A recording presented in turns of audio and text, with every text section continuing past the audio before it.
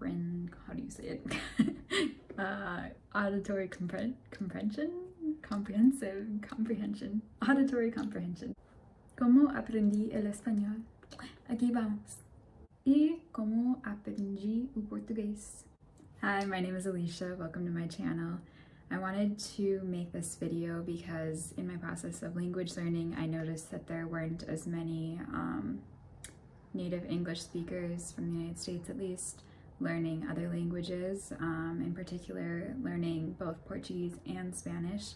Spanish and Portuguese are very similar, and therefore if you are a native Spanish or Portuguese speaker, it may be a little bit easier for you to learn the other one and to keep them separate in your brain. First, I'm going to talk a little bit about how I learned Spanish and Portuguese and what my language journey has been, and then I'll get into a little bit more about where I'm at currently and what's been happening over the last few months and how I've managed to lose a lot of my language abilities. So it's been months since I have practiced Spanish, like sat down and done any studying, memorization of grammar or words.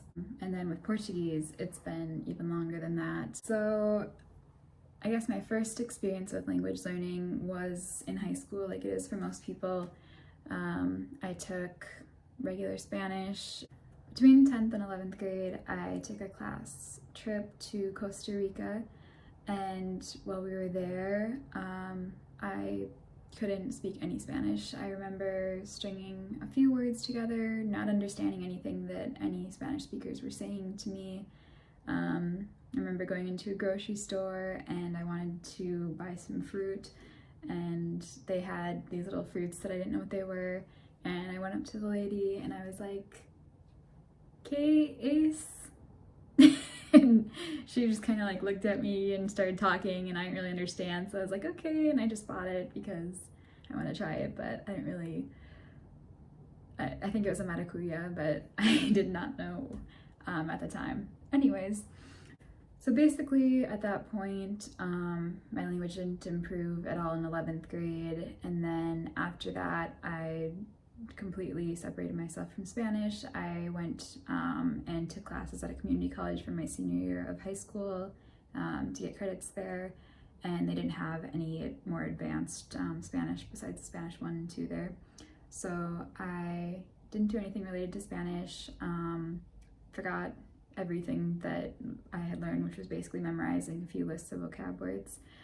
And then I went and I did a research project the summer after my freshman year of college, and there wasn't much to do in that area, so I was very bored and I thought I'll try and learn Spanish again. It seems like it would be really useful. I remember enjoying the language in high school even though I never got very good at it.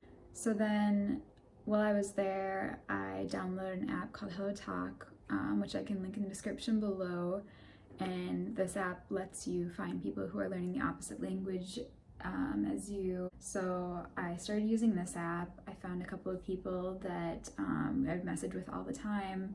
My Spanish started really improving, so I started doing some different methods, which I can talk about in another video. Basically at the end of my sophomore year, so about 1 year later of self-study, I took an exam at the university, which was a language requirement or proof of my proficiency in that language. So that included a speaking, writing, listening, and reading section. So I passed all of those, got high passes on a couple of them at least, and that basically put on my transcript that I was proficient in Spanish, and it allowed me to skip out of the first 4 semesters of college Spanish. Because I had that done, I only needed 5 more courses in Spanish in order to get a minor, which was great for me because I didn't think I would otherwise be able to fit a language in, given that I was studying engineering and the curriculum is very rigid and doesn't leave time for much. So I decided to do that. I took those other 5 courses, one of which I took in Cuernavaca, Mexico. And that was just a 3-week program over winter break, so that was the only study abroad that I got to do during school. And then in addition to that, I went the summer after my sophomore year, yes, right after I passed that test for proficiency, I went to Chile and I had an internship down there. So I was working for about 10 weeks there, and sounds like a great opportunity, and it was, and I loved it, and I got to see so many cool things, but I didn't really get a ton of opportunities to use my Spanish because the laboratory that I was working at, I was kind of isolated working in a lab all day. There weren't that many coworkers, and the few that were like older. We didn't talk a ton. And then in the area, I was there with like another girl from the United States, and we were staying with the same host family, or the host mom. She didn't really talk to us that much. And then me and the other girl spoke in English to each other. So it was really just when we were out in the city and like talking to vendors and things like that where I got to practice. Other than that, I took those couple of courses and was also practicing a lot in my free time during the summers when I didn't have a lot to do. There was always a lot of native Spanish speakers that I met on that app, the HelloTalk, that I became friends with and I still talk to even today, years later. So that has immensely helped my Spanish.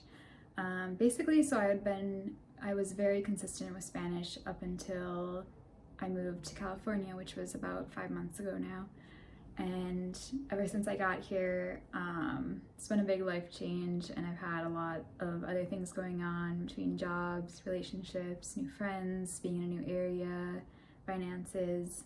So I haven't really had the energy or the time really to practice Spanish. So I'm hoping to create a plan and get back into that, and I want to boost up my level. I know I've taken quick online assessments before and it said that I had a C2 level, but I want to get certified, and I think it would be very useful for my job in the future, which I want to talk in the future videos about my plans to resume Spanish to get my level back up, and how I plan to self-study and get there. Okay, Portuguese time. So Portuguese, basically one of my courses, I said that I had to take 5 courses for Spanish to get that minor, and so one of the courses that I was allowed to take was called Portuguese for Spanish Speakers, Português para falantes do Espanhol, and I do that every once in a while. Basically that class was a very accelerated Portuguese class where in one semester they crammed 4 semesters of Portuguese into that one because we already had the base in Spanish, and then at the end of that I took that proficiency exam that was the same one that I took for Spanish that I mentioned earlier. So that course was great. I think it was very, very difficult. It was a very stressful time in my life. But at the end of it, I did high pass in speaking and writing. I think I got a regular pass in listening and reading, which is funny because it's kind of opposite for most people usually. But anyway, I used that HelloTalk app again. I made some Portuguese friends, and I still talk to some of them every once in a while, but I feel like because I haven't really practiced since I finished that course, which I finished that course in December of 2019. Yes, 2019. So it's been about almost a year and a half now, and ever since then I haven't really been practicing. There was a period of time where I was a lot, and then I just kind of stopped, it fell away, and I feel like I haven't been responding to those people as much because I have been not practicing, and I feel like it makes me kind of not really embarrassed, a little bit embarrassed, but also just kind of makes me sad that I didn't keep up with my Portuguese and forgot a lot of it, and a little bit frustrated. So I have a lot of reasons that I want to continue with this that I can talk about in my future videos of how I plan to get my level back up, what my motivations there are.